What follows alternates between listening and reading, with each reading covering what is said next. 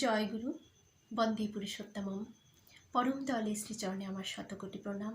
প্রণাম জানাই জগৎ জননী শ্রী বড়মার শ্রীচরণে, প্রণাম জানাই পরম পূজ্যপাদ শ্রী বরদাস শ্রীচরণে, প্রণাম জানাই পরম পূজ্যপাদ শ্রী আচার্য দেবের শ্রীচরণে। আপনাদের সবাইকে আমার আন্তরিক আনন্দিত জয়গুরু। সবাই কেমন আছেন জানাবেন। আমি খুব ভালো রয়েছি। আপনারাও নিশ্চয়ই ঠাকুরের দয়া সবাই ভালো আছেন, ভালো থাকুন এই প্রার্থনা রাখছি আমার প্রভুর শ্রীচরণে।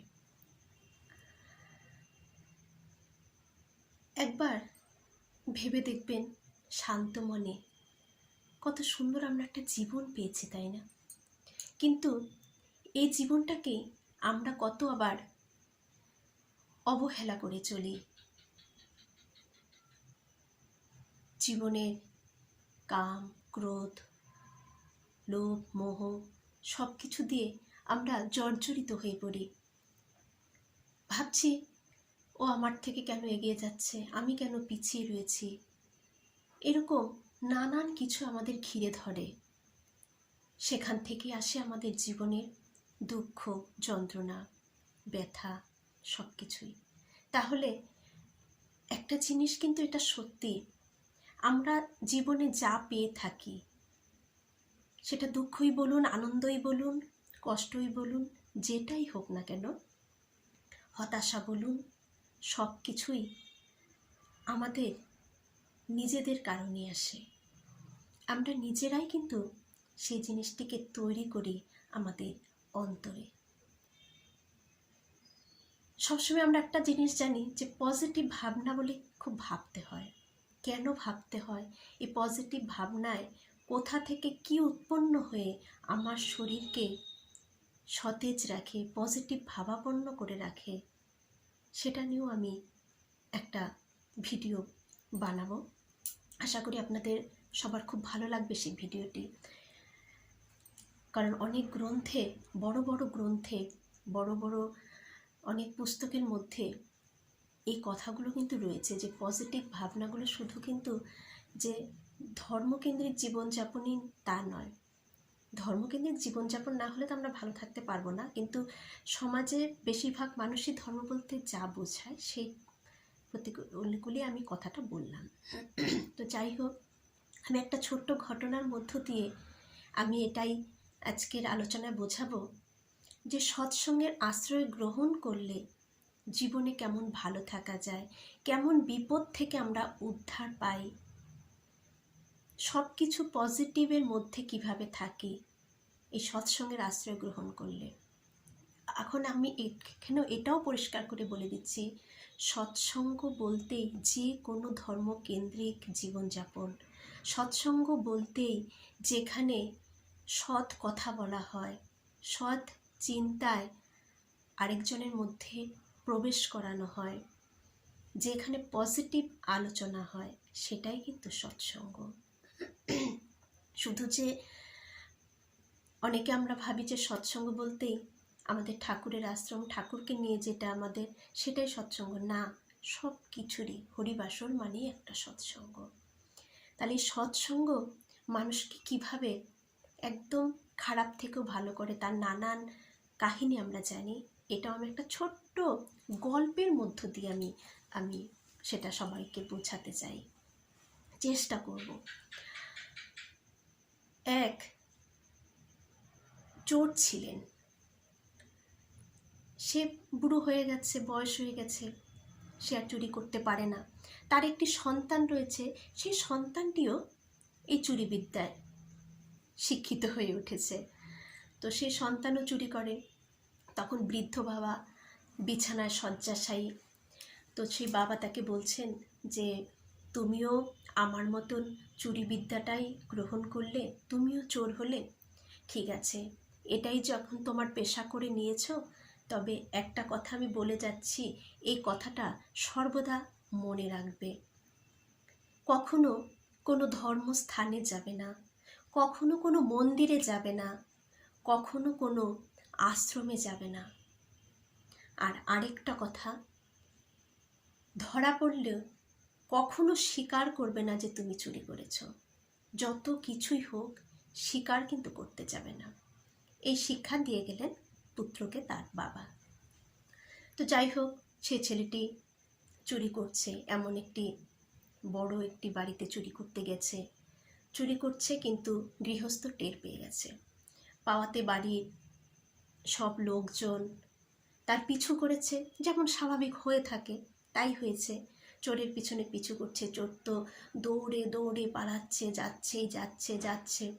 যেতে যেতে কোথায় গিয়ে সে লুকোবে, নাহলে তাকে তো সবাই মারধর করবে, যেটা স্বাভাবিক। আমাদের চোর ঠোরের দিকে যদি ধরা পড়ে সবাই মারধরটা আগে করে ফেলে। তো কিভাবে কি করবে, সে চোর দৌড়ে দৌড়ে একটি আশ্রমে গিয়ে প্রবেশ করলো।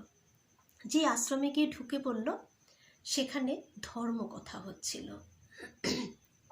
সে বসে রয়েছে, তার কিন্তু মন নেই সে ধর্মকথায়। সে বাঁচার জন্য সেখানে ঠাঁই নিলেন, বসলেন। তখন অগোচরেই তার কানে একটা কথা এসেছিল যে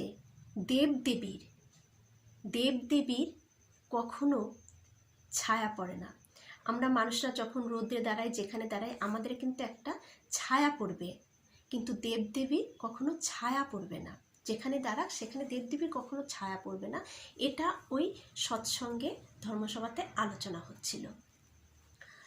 যাই হোক, তার কথাটা কানে ঢুকেছিল, ওই কথাটাই কানে ঢুকেছিল। তারপর যখন সেখান থেকে সে ধরা পড়ে গেল। ধরা পড়ার পরে চোরকে নিয়ে গেলেন। নিয়ে যাওয়ার পরে তাকে আটক করা হলো। তখন সবাই গিয়ে তাকে মারধর করছে, তার সত্যিটা বের করার জন্য চেষ্টা করছে যে সে চুরি করেছে কিনা। কিন্তু চোর তো কোনোভাবে স্বীকার করছে না, কারণ তার বাবা শিক্ষা দিয়ে গেছিলেন ধরা পড়লে কখনোই স্বীকার করবে না। সে তাই স্বীকারও করছে না। তখন কি করবে সবাই ভাবছে কি করবে। একজন বুদ্ধি দিলেন যে নিশ্চয়ই কারো না কারো কোনো দেবদেবীর বা ঠাকুরের ভক্ত তো নিশ্চয়ই রয়েছে, তাহলে কোনোভাবে তার কাছে জানতে হবে সে কোন দেবীকে বা কোন ঠাকুরকে সে বিশ্বাস করে। তো কথা চলে, সেই চোরকে নানা উৎপন্নের মধ্য দিয়ে তার কাছ থেকে জানতে পারে যে সে অমুক এক দেবী কথা বলেছেন, যে সেই দেবীকে সে বিশ্বাস করে। যাই হোক, রাত্রে তখন তারা বুদ্ধি করলো যে ওই দেবীর রূপ ধরে একজন মানুষ গিয়ে তার সামনে দাঁড়াবে, দেখি তার সামনে স্বীকার করে কিনা, তার সামনে নিশ্চয়ই মিথ্যে কথা বলবে না। তো এক মা দুর্গার মতন এক দেবী সাজলেন, গিয়ে তার সামনে প্রচুর রাত্রে সব কিছু রেডি ছিল, এইভাবেই রাত্রে যাবে। তো সেই রাত্রে ওই দেবীর সাজ ধরে গিয়ে সামনে তার দাঁড়ালেন। দাঁড়ানোর পর বলছেন, তুই চুরি করেছিস, কেন এটা করলি? তো যাই হোক, এইভাবে চুরি করেছে কিনা এই কথাটা বারবার বলছেন। তখন সেই চোর ভাবছে, আমার কাছে মা এসে দেখা দিলেন, দর্শন দিলেন, আমি ভুল করেছি, মনে মনেও ভাবতে ভাবতেই যখন সেই দেবী তাকে জোর করছে, তার মুখ থেকে কথা বের করানোর চেষ্টা করছে, সেই মুহূর্তে ওই যে সৎসঙ্গে গিয়ে বসেছিলেন, সেই বসার পরে তার যে কানে কথাটা এসেছিল যে দেবদেবীর কখনো ছায়া পড়বে না।